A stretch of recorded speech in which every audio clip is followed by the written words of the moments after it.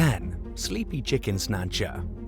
Stacy Stedman woke up one day last fall to find an intruder napping in the guest bedroom of her Canton, Ohio home. He had broken in overnight, helped himself to some leftover chicken, and gone for a dip in the family's pool before catching some shut-eye.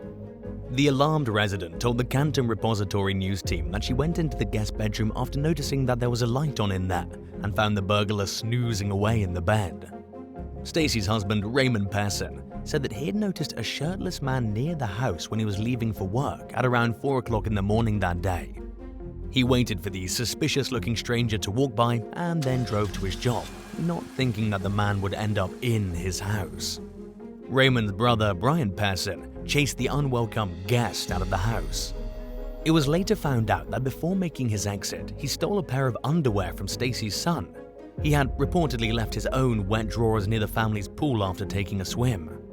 The family was left shaken that someone had effortlessly gotten inside and made themselves right at home. Stacy pointed out that the man seemed quite comfortable and that he even lit a candle in the bathroom like their house was an Airbnb. Police apprehended the suspect shortly after the incident and charged him with trespassing. They reported that he seemed under the influence, which makes sense. After all, nobody in their right mind would walk into a stranger's house and act like they own the place. 9. Legoland license.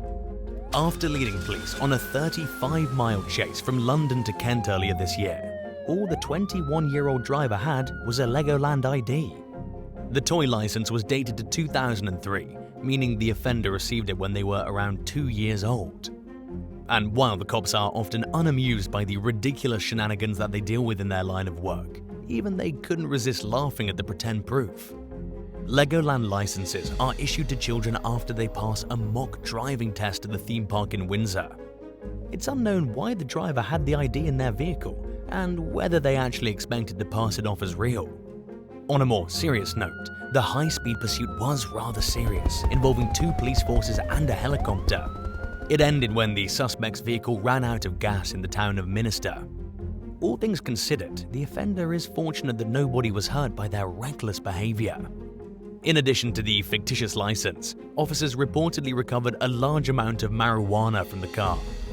They charged the driver with a slew of drug and driving-related crimes, including dangerous driving, failure to stop, drug possession, and driving without a license or insurance. 8. Bad judgment call. In October of last year, police in Fountain Valley, California responded to a call about a robbery at a local Chase Bank branch. They learned that the suspect had entered the building, handed the teller a note with his demands, and then fled the scene with a large amount of cash. He was gone by the time officers arrived and was subsequently identified as 33-year-old Samuel Brown. Less than 24 hours later, the cops received a call about another robbery at the same bank. This time, they got to the scene while Brown was still there and took him into custody on multiple charges related to the robberies.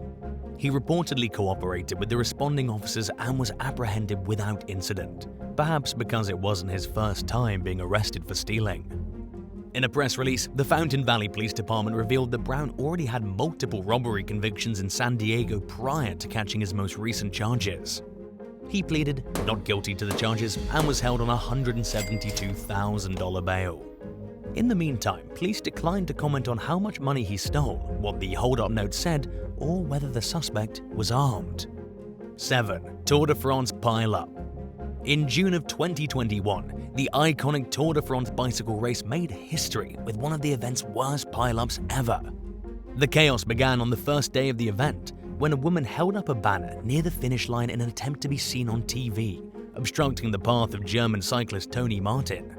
He hit the woman's sign and fell, triggering a sort of domino effect. Dozens of other cyclists were taken down after Martin, while others veered away from the wreckage and into the crowd. At least 8 athletes were injured, and at least 2 had to pull out of the race entirely, including Spanish cyclist Marc Soler, who broke both arms. The 31-year-old French woman, who was later blamed for the crash, fled the scene and evaded police for 4 days before finally turning herself in. She was charged with endangering lives and causing unintentional injuries, but the public punished her well before the law got around to it, and her name was withheld from news reports after she received horrifying threats and harassment online. Prosecutors noted that the woman was genuinely humiliated and anguished over the needless suffering she'd caused. She was fined €1,200, $1,357, £1,028, and was also ordered to pay a symbolic €1 fine to the International Association of Riders to raise awareness against dangerous fan behavior at the Tour de France. 6. Call of Duty. 36-year-old Clint Butler managed to evade police for several months after escaping jail from Birmingham, England in November 2020. He'd already served 14 years of a 17-year sentence for robbery and weapons possession when he decided he'd had his fill of life behind bars and made a run for it. It wasn't until January of 2021 that Butler ended up back in police custody. He emerged from hiding to go to the store with a friend and buy a copy of the new Call of Duty Black Ops Cold War video game that had just hit store shelves. The fugitive and his friend caught officers' attention when they noticed the pair suspiciously turning around and traveling in another direction, as if they were avoiding crossing paths with law enforcement. A cop asked Butler's friend why they were out and about during lockdown, to which the man replied that they were just out to buy the video game and couldn't just sit around. Police later said that Butler initially gave a fake name. When they told the man that they were about to run their information, Butler allegedly began kicking and punching the officers. He was soon back in prison with 2 additional years tacked onto his sentence for escaping from jail and assaulting the officers. Butler was already at the tail end of his sentence when he broke out. If he'd just remained patient, he could have seen freedom a little sooner than he will now. 5. Brother murderers. After noticing a car on the side of the road in the middle of the night with its hazard lights on last year in Bucks County, Pennsylvania, state troopers assumed that the vehicle was disabled and pulled over to help. There was also another car parked nearby, oddly with nobody inside. While investigating the scene, a trooper noticed a man near a gravel road close to the vehicles. He called out but got no response. When he got closer, he saw that the suspect had blood on his shoes and was wearing a glove on one of his hands. Troopers were in the process of detaining the man, later identified as 17-year-old Joshua Gamble, when they heard someone running nearby. A second suspect emerged from the woods and ran towards one of the parked cars, but was stopped by the officers. The new suspect was Joshua's 19-year-old brother Anthony, who also had bloodstains on his clothing and had a pair of plastic work gloves sticking out of his pocket. According to a press release, law enforcement found a substantial amount of blood in Anthony's car, along with a large knife. After the boys were detained, the troopers searched the nearby woods, where they found the remains of a 26-year-old New Jersey man named Kevin Rosero. His body contained numerous stab wounds to his neck, arm, upper chest, and head. Although the circumstances of the situation were unclear, detectives determined that Rosero was most likely killed at the scene and charged the Gamble brothers with criminal homicide along with several other crimes. It was announced late last year that the case is slated to go to trial sometime in the near future. 4. Iconic face. In March of early 2019, a robber entered a bank in Gulfport, Mississippi, spent several minutes in the lobby, then approached a teller and passed them a note stating, "You have 1 minute to give the money, do not be wrong, or die." Authorities released surveillance images and described the culprit's face as appearing swollen from plastic surgery, in hopes that someone might recognize them. The suspect was soon identified as 39-year-old Iconic Fache, formerly known as Jimmy Lewis. Her history of robbing banks to fund her plastic surgery procedures dates at least as far back as 2008, when she pulled off a heist to pay for the gender reassignment surgery. After she fell under suspicion for her more recent robberies, police traced her whereabouts by tracking her cell phone.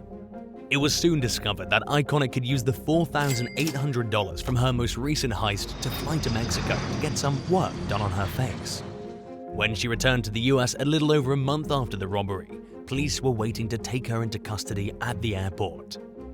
She'd tried to move through the airport quietly, but it wasn't hard for authorities to spot her bandage-covered, swollen face. Iconic pleaded guilty to 2 counts of robbery and received a 15-year prison sentence. 3. Say cheese. One evening in March of last year, a mother of 2 dialed 911 and reported that a woman had pried open a window screen and was trying to enter her Tulsa, Oklahoma home. By the time officers arrived, the intruder had already fled the scene, leaving behind a bottle of water and an empty bag of Cheetos on the floor near the open window. Police suspected that the burglar had dropped the items and forgot about them during her hasty exit. While detectives combed the scene, the suspect emerged from the shadows. The victim recognized her and pointed her out as the alleged burglar. Officers noticed orange Cheeto dust on the women's teeth and concluded that they must have found their culprit, who was later identified as Sharon Carr. In a Facebook post, the Tulsa Police Department jokingly cited the arrest as a good reminder that Cheeto dust can be pretty hard to get rid of. They charged Carr with first-degree burglary and said that she gave no reason for committing the crime. 2. A needless collision. After being cancelled in 2020 due to the COVID-19 pandemic, an annual bicycle race in Spain's Canary Islands, known as the Salmor Bike, got off to a rough and disappointing start late last year. Plenty of spectators and 270 participants showed up to the event, which was held on the island of El Hierro. Things took an alarming turn when a man was seen walking right into the road that the race was happening on. Luckily, he was unharmed, but another woman who unsuspectingly walked into the oncoming bike traffic was less fortunate. Shocking footage captured the moment a cyclist smacked right into her, hitting her with such force that she needed emergency medical treatment.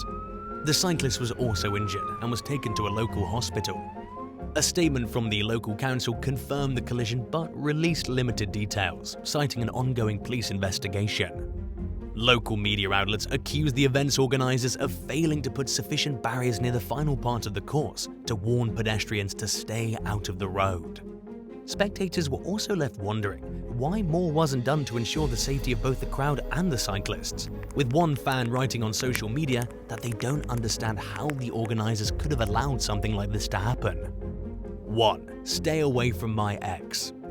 A 20-year-old Connecticut woman named Shannon Caspia made headlines in 2015 after she allegedly misspelled the word whore while keying it into her best friend's car. Reports claim that Caspia had suspected her girl pal of hooking up with her ex-boyfriend and keyed their cars and slashed their tires in an act of revenge, leaving the female victim's vehicle with the word war etched into the side. Caspia's ex-boyfriend reportedly received numerous text messages from the scorned woman, alluding to her responsibility for the vandalism, and she allegedly admitted outright to the act in one of the texts. When questioned by police, Caspia denied any involvement in the act and was initially let go without any charges. As she left the station, she snapped a photo of herself outside the building and posted it on social media along with the caption, "Stamford police have nothing on me." But, as she would soon learn, she was wrong. Not long after her first round of questioning, Caspia was charged with criminal mischief and taken into custody. After posting her $10,000 bond, she was released. She continued referencing the incident in her social media posts, but started complaining about the unwanted attention she was getting after the story went viral. Thanks for watching. Would you ever rob a bank to pay for something extremely important to you? Let us know in the comments below and don't forget to subscribe. See you next time. Bye.